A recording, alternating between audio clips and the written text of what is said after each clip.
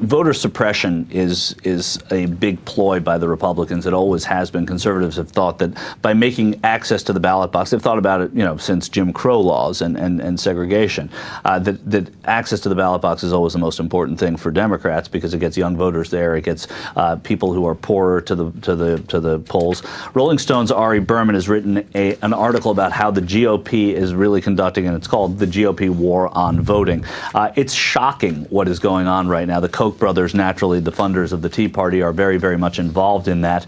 And what's happening, let's just look at this quote by Paul Weyrich. Paul Weyrich said this in 1980 to a group of evangelical leaders. This was in 1980, and Weyrich is still at it because he's got a conservative advocacy group that is trying to help the GOP fight voter registration. He said, "I don't want everybody to vote.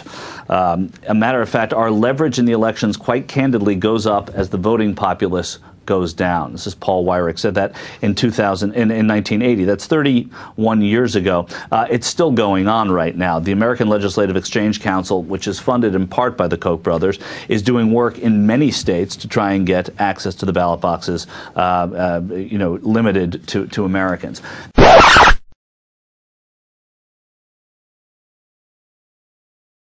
Access to the ballot boxes, limited to Americans. There's is doing work in many states to try and get access to the ballot boxes, limited to Americans.